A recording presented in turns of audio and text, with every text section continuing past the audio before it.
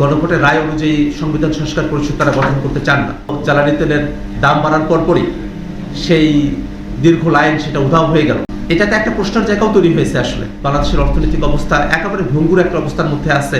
আমরা সকল রাজনৈতিক দল একমত ছিলাম, সেখানে শুধু এনসিপি না, বিএনপি, জামাত এবং অপর রাজনৈতিক দলগুলো সবাই একমত ছিল যে গণভোটের যে ফলাফল আসবে সে ফলাফল সকলের জন্য বাধ্যতামূলক এবং এর অন্যথা করার কোনো সুযোগ নেই।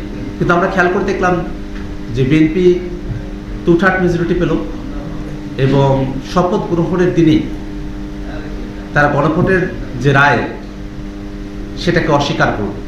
নানাভাবে এই গণভোটের রায়কে সংবিধান সংস্কার পরিষদ বা জুলাই সনদ বাস্তবায়ন যে আদেশ সেটাকে সরকার দলের তরফ থেকে কখনো বা প্রতারণা, অন্তহীন প্রতারণার দলিল বলা হলো, কখনো বা এটাকে অসাংবিধানিক আইনগত কর্তৃত্ব বহির্ভূত হিসেবে সেটাকে পরিচিত করানোর একটা প্রবণতা আমরা সরকার দলের তরফ থেকে দেখতে পেলাম। এই গণভোট, মানুষের রায়, সংবিধান সংস্কার পরিষদ গঠন করা, সে বিষয়গুলো নিয়ে আমরা আলোকপাত করার চেষ্টা করেছি। কিন্তু আমরা দেখেছি যে সরকার দল তারা বরাবরই মতোই গণভোটের রায় অনুযায়ী সংবিধান সংস্কার পরিষদ তারা গঠন করতে চান না। এমনকি তারা এই কথাও বলেছেন সংবিধানকে শুধুমাত্র সংশোধন করা যেতে পারে, সেটাকে সংস্কার করা যায় না, এই ধরনের বক্তব্য তারা উপস্থাপন করেছেন। কিলোমিটারের পর কিলোমিটার জ্বালানি তেলের জন্য যানবাহন নিয়ে মানুষকে লাইনে দাঁড়িয়ে থাকতে হয়েছে এবং হঠাৎ করেই দেখা গেল জ্বালানি তেলের দাম বাড়ার পরপরই সেই দীর্ঘ লাইন সেটা উধাও হয়ে গেল।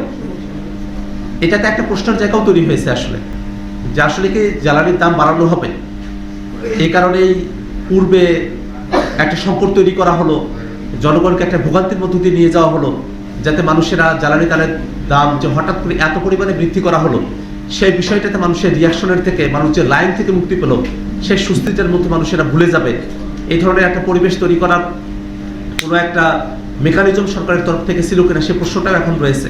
আমাদের অর্থমন্ত্রী তিনি বাংলাদেশের অর্থনৈতিক পরিস্থিতি নিয়ে সংসদে যে বিবৃতি দিয়েছেন তাতে ভীত সন্ত্রস্ত হওয়ার মতো অর্থনৈতিক পরিস্থিতি আছে বাংলাদেশে বলেই আমাদের কাছে মনে হয়।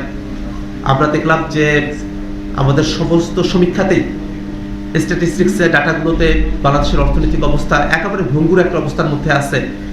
অর্থমন্ত্রীর বক্তব্য অনুযায়ী বাংলাদেশের অর্থনীতি এই জ্বালানি সংকট এবং সংস্কার এবং গণভোটের যে বিষয়গুলো আছে সেটা নিয়ে দেশব্যাপী জাতীয় পর্যায়ে যে সংকটগুলো তৈরি হয়েছে সেটাতে সমাধানের পথ কোথায়, সেই অন্বেষার জায়গা থেকে জাতীয় নাগরিক পার্টি এনসিপির সংস্কার বাস্তবায়ন কমিটির পক্ষ থেকে আমরা একটি জাতীয় কনভেনশনের আহ্বান করেছি।